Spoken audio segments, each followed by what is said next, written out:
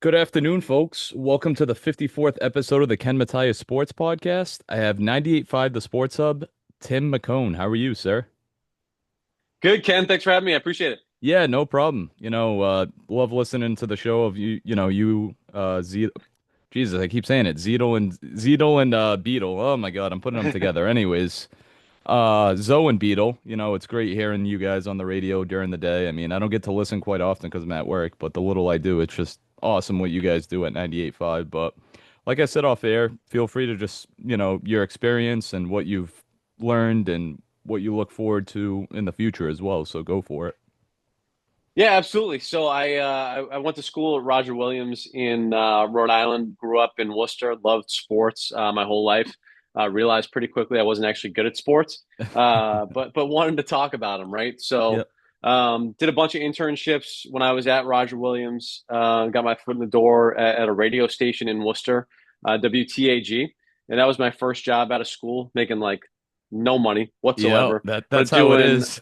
yeah, exactly. Doing intermissions for the Worcester Sharks, which was the AHL team in Worcester at the time, and then Hmm. also like halftime and post game for Holy Cross football. And then from there, went to a TV station in Worcester, and then after a couple of years there, moved on to NBC 10 in Providence, where again I interned and did some stuff with them in college and a little bit after college, and so did TV in Providence for 5 years.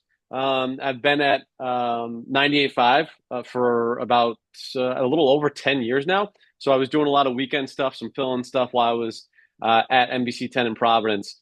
And then, like you mentioned, over the last couple of years, now I've been on Zolak and Bertrand as the third chair, as the headlines guy there. So it's been a fun career. It's been pretty wild, and couldn't be happier to be where I'm at right now. No, absolutely. And it's great that you've done the TV side and now the radio, but which one do you like better? Do you miss the TV stuff or you just rather be on the radio? I know you guys are on NBC Sports Boston, it's simulcast, but what do you miss most about maybe doing like the NBC 10 or working what is it, Spectrum News 1? Is that where you were? Yeah. So did some stuff, and when I was there, it was called Charter TV Charter three. TV. So Okay. so I'm old now because, like you said, it's a completely different station.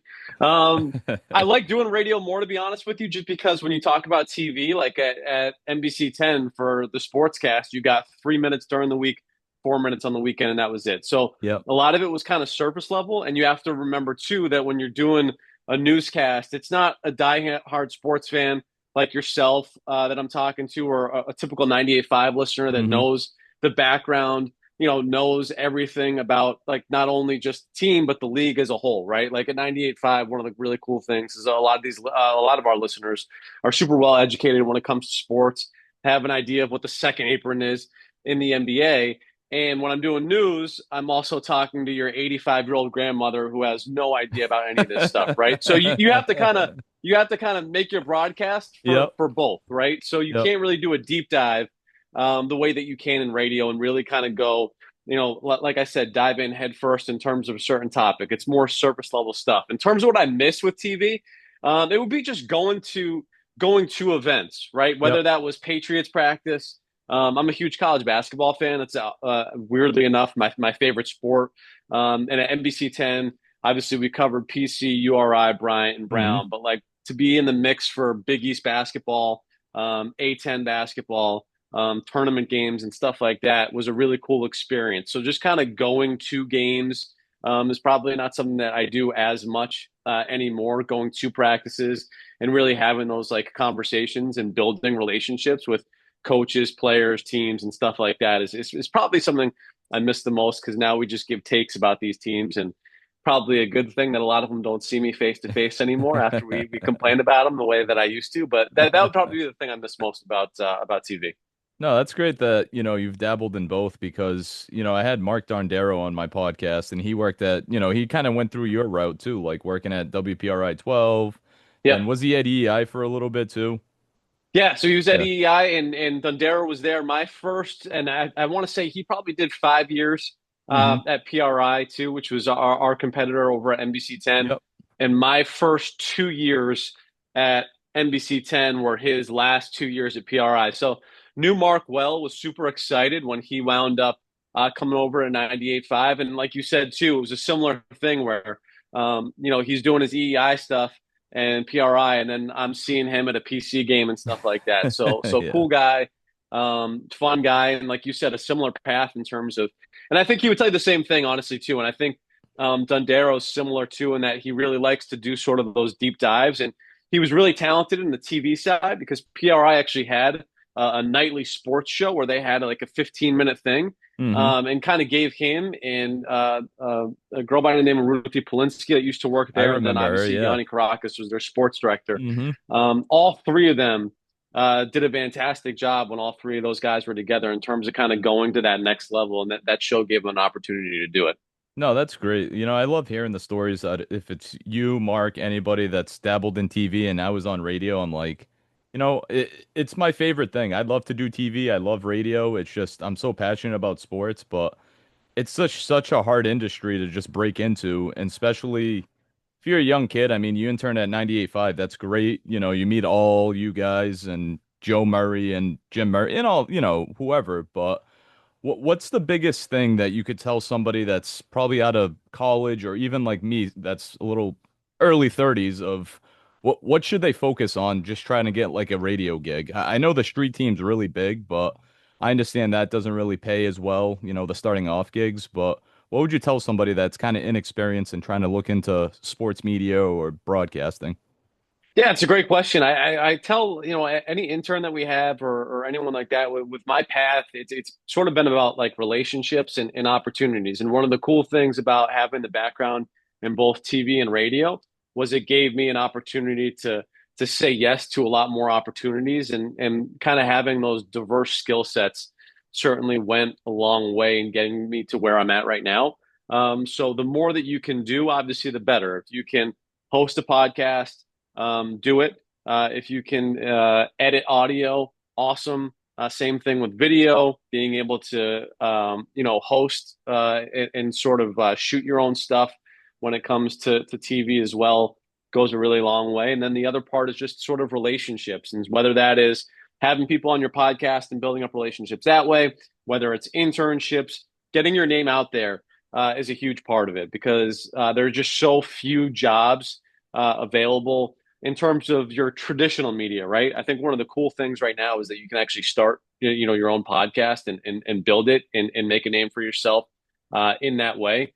But if you're talking traditional media, there's just so few jobs and it's really like any job, to be Hmm. honest with you. It's not just media, but if you have a connection or relationship from somebody, that kind of gives you a leg up. And so that's what I would say.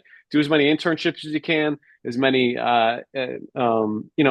interviews that you possibly can, and just network the hell out of it, and that's going to get you a lot farther than what you wind up thinking. Yeah, it's what a lot of people tell me too. Like I've had a lot of great guests. I keep tabs with Alex Barth. He came on kind of recently. I had Matt McCarthy. Like I love reaching out to you guys because you guys are great. Some people might say yeah, and some people might say no. But the one guy that I'd love to get on, but I know he's at night is Joe Murray. He seems like such a super nice guy. He said to be willing to come on, but obviously our schedules are kind of polar opposite. So. But just people like that. I love talking to you guys because you guys are just so well rounded with the industry and you with TV and radio. That's great. So, to be able to just talk to these guys, Bob Sosi too, like I've made a pretty good connection with him, talking to him here and there. It's just I'm not trying to put 98.5 over everybody else, but I love what you guys do at the station. Compared to EEI, I'm not dogging EEI because I've known people from there too, but it's just the whole sports media thing. It's up my alley, and it hasn't set in the right. I don't even know what I'm trying to say. Like I haven't got my foot in the door anywhere, so it's just been kind of tough. And I've been at this for a year, and that's why I wanted to just kind of ask. I'm like, what's the next step that I need to do because you know to advance Yeah, my career with it. yeah, absolutely. No, it's a good question, and it's one of those things too where it feels like you're kind of knocking at the door and waiting for your first break, and then all of a sudden like two, three things come at you, Hmm. sort of out of nowhere. Like my path, I think is a weirdly sort of traditional one in terms of when I was in college, a lot of people said, "Oh, you're gonna have to move far away and start at a smaller That's what station a and then lot of work your people way say. back up." I don't know if that's necessarily the case anymore with how much things have changed and how many opportunities there are outside of traditional media as well. But I sort of went that path in a weird way without having to move in terms of getting opportunities in Worcester in a smaller station and getting those reps and getting those opportunities. And I think one of the cool things now is that, with podcasts and with the ability to kind of host your own stuff, you can get those reps. I mean, I can't imagine how bad some of my stuff was at WTAG when you talk about like hosting Holy Cross halftime and Holy Cross post game, and whether it was the intermissions for the Worcester Sharks. I mean, I'm sure it was a train wreck, but those reps, getting that underneath you, like getting that underneath your belt, goes a really long way in terms of not only building confidence, but kind of finding your own voice as well. So, as much as you can possibly do it, and as many reps as you can possibly get, is another huge part of it as well. Especially like with TV, you can see your growth Hmm. just in 6 months from where you first started a station to where you are 6 months later. It's night and day just because you're getting those reps day in and day out. And whether that's anchoring, whether that's going out and reporting and turning a package, you can kind Yep. of see, not only your confidence in your ability, but also just the finished product as well, is night and day. So that's what I would say. Build relationships and just do it. Just do as many things as you possibly can, and eventually something's going to open up. I'm hoping so. I mean, that'd be great. If not, it is what it is, but it's Yeah. definitely been a passion of mine since I was little, I guess. But going back to 98.5, I was curious how the Zolak and Bertrand gig kind of just came about, because I know Hardy moved to Toucher and Hardy in the morning, and then you've obviously been there for a while. You and Matt McCarthy, right? You guys were like in some kind of contest and stuff like that way Yeah. back in the day. Yeah. So Yeah. Yeah. yeah, so I Yeah. was I was curious how the Zolak and Bertrand gig kind of came up, together, obviously with Hardy moving up to the morning. Yeah, so Hardy, like you said, it was the midday guy forever with those guys, He and was. that relationship and that show, obviously, like the success that they've had, sort of speaks for itself. So huge shoes to fill when you talk about Hardy moving on. Hmm. When it came to my relationship with those guys, again, it was sort of a unique situation too, where when you're part time at 98.5, you have another full time job, and so that can be tough. Those can be tough. At 10 to 2 can be tough hours for people that have a full time job. Now, That's mine true. was TV, so a lot of times my schedule was 4 to midnight, Yep. 4 p.m. to midnight, which allowed me to fill in on that show. So I'd filled in a bunch in the years leading up to it. It was one of my favorite shows. I mean, I shouldn't say one of my favorites. It was my favorite show Yeah. to do, just because it mixed sports, but it's not a Felger and Maz 4 hour sports at all. I don't It's mind a that little though, bit, because that's usually what I yeah. listen to. It's a little bit lighter. You can go off the rails. You can have Yeah. fun with it, and those guys certainly are I think the best in the business when it comes to it. So I thought that kind of fit my skill set and kind of what I bring to the table really well as well, and got lucky enough to get the opportunity to join the show, and it's been really fun ever since. Because didn't Mark start as the third guy on Felger and Maz way back when too? Isn't that how he kind of worked his way up, or am I wrong? Mark Bertrand? Yes, yeah, Yeah, yeah, yeah. I So when thought Phil felt, so. yeah, Yeah, that's yeah, what I was referring to. So it's crazy how yeah, like he moved up from third chair to just host and co-host, whatever you want to say. Probably obviously the main guy, but it's great opportunity. I'm glad, I was super happy for you when you got, the gig and stuff like that. And usually this guy I talk to at work, he's big into 98.5 too. And, I told him, like, hey, I'm gonna have Tim McKone on my podcast. He's like, hey, I'm gonna listen to it on my way in, the next morning when you post it. So I'm like, yeah, no, I appreciate it. So no, that's great. Like I say, 98.5, it's definitely a nice station. I'm gonna keep saying it. I appreciate what you guys do, because you guys always post good content. If it's Matt Doloff, Barth Anderson, anybody on the website, anybody on air, whatever it is, it's just the personalities that are on there. It's just amazing. And obviously the interns help you guys out too, because they gain an experience too. So how is it working with the interns and kind of showing them the light at the end of the tunnel, in other words, as they pursue this as yeah. their career, maybe? Yeah, it's great. I think it's a great opportunity to again see like how a really successful operation sort of runs, and so you get that sort of experience underneath your belt, which is what that which I think is really rewarding for them. I'll say this too, when it comes to like interning, you intern at a huge station like a 98.5 or a TV station in Boston, and you get to see kind of the way that works. Mm-hmm. I think it's kind of invaluable, but at the same time, working and interning at a smaller station too, I think it also gives you a tremendous opportunity to sort of be able to do a little bit more. When I interned at a radio station in Worcester, I got an opportunity to kind of get on the mic a little bit more than maybe an intern at 98.5 would. And Yeah. so, just if even if you don't get an internship at a 98.5, getting an internship and really anywhere and to be able to sort of build that relationship and network, it's going to have a benefit.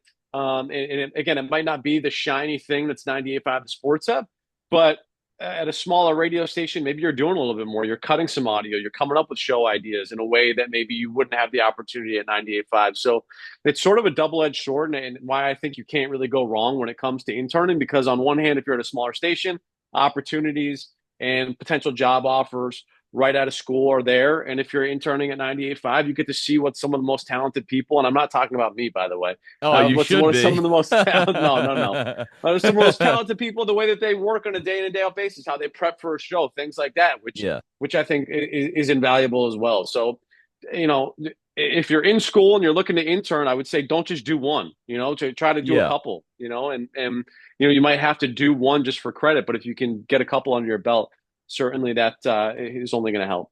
Yeah, I'm glad you brought up like interning in Boston because I interned at Channel 5 and I got to work, sports along with Bob Halloran, one of the best reporters or sports guys I've known. And that was just an amazing experience. They made you feel like you worked there just for 3, 4 months. Like they didn't make you That's feel awesome. like you're just like an outsider just coming in. This kid's Right. just an intern. Right. Screw this kid. No, they Yeah. made you Yeah. feel like, hey, like he's part of the team for 3, 4 months. We're gonna make him part of the team.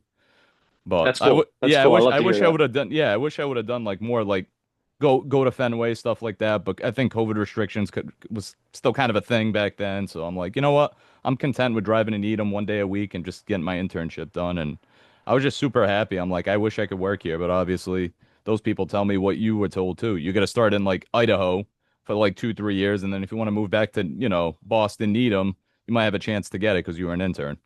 Yeah. Yeah. Yeah. So, I mean, it's definitely a tough industry. I'm hoping it gets better in opening more jobs. I recently see Nesson kind of cut their editorial department, and I kind of felt bad for the people that lost gigs and now they're looking for gigs, but I'm assuming they'll find it. But I mean, even that, I'd be content just writing for like Nesson.com and doing like a Pats or Red Sox. I mean, that's easier said than done because obviously that's well-established people, but I mean, it is what it is. Like I said, I'm not making this about me. This is about you. This is your time. This is your floor. You know what I'm saying? But I do appreciate all the advice you give to me and others that might listen to this in the future. And I don't know. We'll see what happens. But, seeing we still got a little time, I want your reaction on the good old Jrue Holiday trade. What was your initial reaction when you woke up to that this morning? Yeah, not surprising, right? Like when you kind of look at what they have to do in terms of getting under the second apron. See, we can Hmm. talk like we wouldn't be able You to you might have to on explain it to a TV, little, yeah, but you might have to right? actually explain that to me a little bit. I heard McCarthy say that a lot this afternoon on Felger and Yeah, Maz. so the So, second apron's from the CBA. It's a new thing where hmm. essentially you're talking about like kind of a hard cap, and Okay. even though there's not a hard cap, but there's just that there's so many restrictions if you're over it, in terms of not only having to pay a ton of money, but also what you're able to do from a roster building perspective.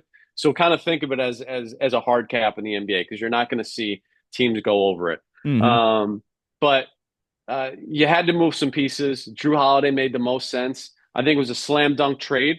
You weren't going to win Banner 18 without Jrue Holiday, That's true. but was not the same player this past year, right? And so it made a lot of sense that he was the first to go. It's not going to be the last. We'll see, who winds up actually being on this roster come the start of the season, but not overly surprising. And I'm just interested to see if whether it's Porzingis, whether it's Derek White, or whether you just get a blockbuster out of nowhere in terms of Jaylen Brown, who's going to wind up being sort of that next domino to fall. Sam Hauser, probably Hmm. not in the same category No, as those other absolutely. three No, guys, he's still a solid but player though. Yeah. yeah, but still a solid player. I think he could potentially be gone here as well. So it's going to be a fun 24 hours leading up to the draft here. Yeah, that is tomorrow. I mean, what's your thoughts on, potentially if they were to trade for the local Cooper Flag, but I doubt it. I know Dallas has their mindset on him, but if they actually were to make a deal with Dallas, how would you feel about that if they traded like Brown and whoever else to for the potential number 1 pick in Flag? But I doubt it's going to happen. No, I don't think it's going to happen. I would say No. that if there was like going to be a blockbuster trade that you saw, it would be something like with the Spurs. And you've seen like fake trades with the Spurs floated around in terms of Jaylen Brown Hmm. and what it would take. And it would be like Steph Castle, who I'm biased with because he played at UConn, won a national Yeah. championship there, but was the rookie of the year and then the I number was two gonna say I pick, which is thought he going to was. Yeah. be Dylan Harper. If you get a package like that, that's certainly intriguing. And again, because you have now this sort of hard cap in the NBA, Jaylen Brown's an awesome player. He also makes a ton of money, and that would give you 50 some something some flex. million or whatever it Yeah, is. give you some flexibility moving forward with two really young, exciting players. Is that something Stevens would be into? Um, You just maybe. feel like you're rebuilding at that point, though. I mean, you just won a year ago, and now you're just gonna blow it up. It's like I'm not ready to blow this team up because I mean, I'm not gonna put the Knicks series on Tatum, whatever it was. People might, oh, Tatum went down, we had no chance. You already down in the series. Mhm. But just talking about that, it's like we had a legit shot to win this year, and obviously we blew it in the second round. So that was just my thought on it. It's tough. I mean, the thing you have to kind of factor in though is like, all right, so with with the second apron and Jaylen Brown and Jason Tatum making the money that they are, Hmm. you're never going to have a roster as good as the one that you just had these previous 2 years. That's And true. so if you're building around those two guys, are you going to have enough moving forward around them where you're going to beat you? Now, Jaylen Brown and Jason Tatum, and if Jason Tatum comes back as Jason Tatum, which I think he will, just He based on his should. age and stuff like that, is that good enough? I think it's good enough to be in the conversation in the East every single year. Absolutely. But is there a path there where if you think Dylan Harper is actually going to be an all NBA player, you think Steph Castle could potentially turn into that, where you kind of have this red shirt year with no Jason Tatum, and now all of a sudden he's back in 2 years, and you've got these two young, really talented players around him and cap flexibility to now build out that roster and sort of create that next wave. That could be enticing for Brad Stevens. So I don't know. It's an interesting debate for sure. I mean, do you want them to stand pat and just make minor moves or like trade Porzingis or what do you want to see this team in October and how confident do you feel that let's say Simons, they might flip him, they might keep him, but then you got White and stuff like that. I want them to keep the core guys together. It sucks seeing Jrue go, but to pay a guy Mm-hmm. that's 35, 36, was it 32 million a year? It kind of blew my mind when they gave him the extension. I'm like, great guy, family guy, yada yada yada, but like, what do you foresee this team looking like in 4 or 5 months when the season gets underway? I know it's kind of hard to tell because it's only middle to end of June, but My guess is that Porzingis and Hauser will be gone. hmm. Derek White's an interesting one just because, again, if you look at sort of his age and lining it up with Tatum's timeline in terms of coming back, if you can move off of him and get a sweetheart package, is that someone maybe Yeah, that you do? And do you keep Jaylen Brown, Jason Tatum, and then do you get these younger assets and some flexibility by moving off of him? I think that certainly could be the move. I don't think Jaylen Brown is going to go anywhere. I don't see that happening. I can't see it I would happening either. not I would not move him unless it was for a trade like I just laid out to you. If that was available, I know I'm in the minority. I would make that move. I would. I just think that, again, with the restrictions that you have monetarily moving forward, and if it's a lifeline to two really, really, really talented young players that you think could be all-star caliber players, I would pull the trigger on that. Again, I know that 95% of Celtics fans disagree with me there, but that's the way I would go. I don't think that's going to happen, though. I don't think you have to worry about that. I think they're going to build around Jalen and Jason Tatum. The question is, out of Derek White, Sam Hauser, and Porzingis that are left, how many of those guys are there? My Hmm. guess is it's probably only Derek White, which means, by the way, that now, as soon as we're done with this podcast, Jalen Brown, Derek White, all going to get traded, and I'm going to look like an idiot. That's what's going to No, happen. no, So, no, no, yeah, yeah, stop. yeah, yeah, You're yeah, predicting the future, right? After this yeah, podcast, breaking news tonight at 12 a.m. yeah, yeah, or yeah. 11 o'clock. Exactly, exactly. Oh man. I mean, I was gonna say that was out of left field, but we knew something was gonna happen, and he was just the first fall guy in Jrue Holiday. But would have been nice to keep him if he would have reconstructed the contract. But obviously, it's a business. He understands that. He's been traded. He's been in the league long enough. So, staying on the basketball topic, I don't know how deep you are into basketball, but what'd you think of the KD move with Phoenix and Houston teaming him up with Ime Udoka? Used to be his former assistant coach, I guess, with the Nets. In other words. Yeah, I'm not the biggest Durant guy, just in terms of like what he sort of brings from a He's kind of personality older now standpoint. too. Yeah, yeah, he's kind of full of But I himself. think that he makes I mean, that Rockets roster really young, really talented. I don't think they gave. I'm not the biggest Jalen Green fan, so I I figured they personally should have don't. kept him, but Yeah. I don't think they gave up as much as what Yeah. probably Phoenix thought that they were going to be able to acquire Hmm. for Kevin Durant. So I think adding Durant to that mix makes them one of the favorites in the Western Conference for sure. I think that puts them squarely in the mix in terms of being a competitor. So it'll be interesting to see sort of how he meshes with that younger nucleus. Yeah, because they still have what? Amon Thompson, they have him, Fred Van Vliet, if I'm remembering the roster correctly, but Yeah, I Jabari could Smith's still Jabari there. Smith, Like, yeah, yeah. I mean, you have a lot of young, talented players on that roster, and again, I think a lot of people thought that you were going to have to give up like Green and Smith if you were going to pull that trigger. They didn't have to. So the 10th pick in Jalen Green and some other stuff certainly leaves them with enough ammunition. Honestly, they want to go out and get another piece. They still have enough to go out kind of do that and continue to remake that roster. But I think we're going to get some serious fireworks here over the next 24 hours. Like I said, I think the NBA is going to look a lot different with some of this movement that we're going to get here That's coming up. So it should be fun. that's crazy. The season just ended on Sunday with OKC winning and having the buses pre-made for them, and now the draft Yeah, is yeah, yeah, three, yeah, 4 days later. Like, that's crazy. Kind of reminds me of the yeah, WNBA because it's like college ends for the women, and then next week it's like the draft. I'm like, whoa. yeah, yeah. Right.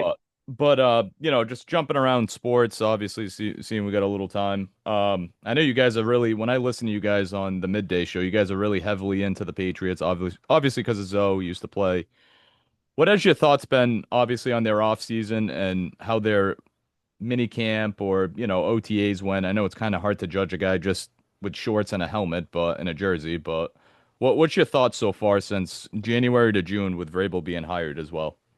Yeah, I'm bullish on it. I love the coaching staff. I think they Absolutely. did a great job with the coaching staff. I thought they did really well in free agency, and I thought that they did really well in the draft. So you're not going to find somebody that's higher on the Pats right now than I am. I get made fun of by Beetle because I say that I think they're going to win 11 games this year. That's on the I'm high end. I'm I'm hoping well 8 to 10 maybe or yeah, 7 to 9.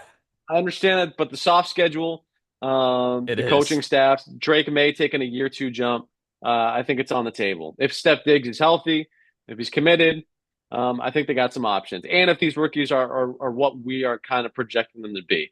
But I think Trevion Henderson is a home run pick. Hmm. He's going to help. I think you now have some explosive pieces with him, Diggs. And I think that also kind of slots in some other players, right? Like now all of a sudden, if Hunter Henry is your fourth option on offense. Well, all right, that's like a really nice piece, right? Yeah, The problem is veteran that guy. Hunter Henry's been the only guy that can catch footballs for him for like 3 years now. So I that's know. where your offense struggles. So we'll see moving forward, but I really like what they did this offseason. Do you think, as of today, if the season started tomorrow, a couple weeks, do you like their wide receiver room with Kyle Williams in the draft, I should say, Kendrick Bourne, see how he flourishes in the McDaniels offense? I mean, he was great with him and Mack in 21, but how do you feel about the wide receiver room? Do you think they're ready to go, like if week one was this week, or it's just a lot of work in progress, obviously, with training camp coming up in like a month? Yeah, no, I don't feel good about the wide Yeah, receiver no, room. no, No, nobody no, does. no, I don't. Look, if Diggs is healthy, that obviously is the number one receiver that you've been looking for Hmm. for years now. I think Patriots Pop killer, in other Douglas words, is, but yeah, right, yeah. yeah. Pop Douglas is a nice piece, and I think with McDaniel's, he could be something. We'll see with the rookies, not only Williams, like you talked about, but also Afton Chisholm. Mm, Rave reviews in terms of him, yep. but now we're talking about counting on an undrafted free agent to really give you something in his first year. That's a tough ask. And then Baker and Polk, I really have no faith in either one of those guys. So yeah, and I just if you can upgrade that room, I think you should. And I don't think it would take a lot to upgrade it either. So Yeah, it'd have yeah, to that be would be my big question.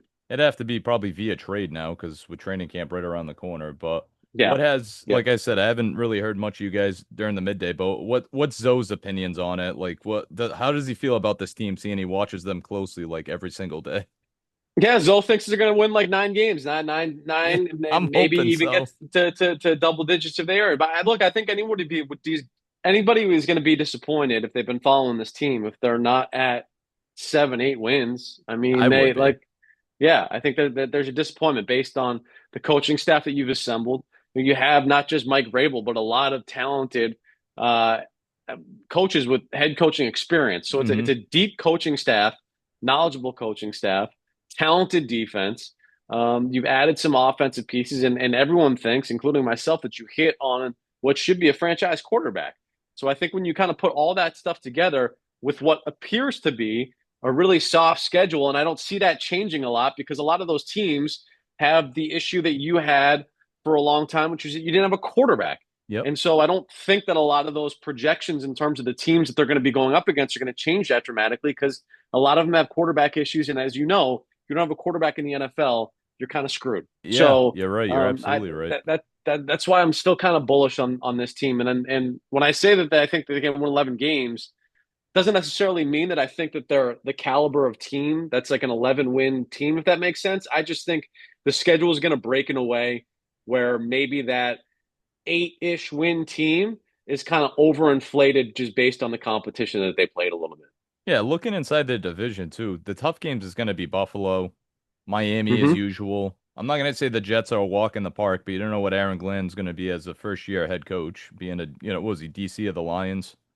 Yeah, so the Jets have some questions. I Yeah, also think when you kind of look at some of the turmoil that's going on in Miami, I think that early season game against Miami is going to be difficult, right? Because for you always sure. sort of It always struggle is. down there. But towards the end of the year, if Tyreek Hill goes sort of off the reservation, if Mike McDaniel's lost that locker room, if Jalen Ramsey's traded here at some point in the next Probably few will. weeks, if Yeah. Jonnu Smith is still pissed about his contract and isn't productive, like I think there's a chance that it kind of goes off the rails there in Miami, and you're talking about sort of a different scenario by the time that late season game against the Dolphins comes. And again, that just kind of goes to, sort of overinflating and getting to 11 wins, even though you don't have an 11 win roster. I know, but it's so high expectations this year, Tim. Like they should win at least 8 to 10 in my opinion. Because Yeah, you got yeah, I agree. Pittsburgh with Rodgers saying it's his last year. I heard that today. You don't know how he's going to do on his hurrah tour. Yeah, The Raiders, question mark, still with Pete Carroll, Geno Smith. They've got a decent roster. Just I'm looking at their schedule. I'm trying to remember all the teams. Buffalo's going to be tough. Like I said, the division games will be tough. I don't know. This team should win at least, like you say, 11. That's not reaching for the moon. It should be an 8 to 10 win team in my opinion, and they should be a fringe wild card team. yeah, no, I think that they should be in the mix, and we should be talking about sort of like, hey, there's a path here for them to get in the postseason. And again, do I think that they're probably closer to a team that gets blown out in that playoff game than be competitive in the Pro playoff game? Yeah, probably, Probably, but I do yeah. think that they should be in the mix, and I think this would be a huge step forward in terms of the organization as well.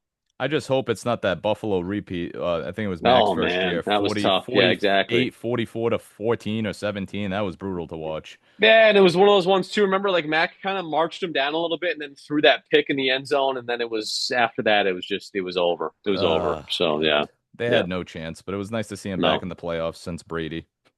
yeah, yeah, right.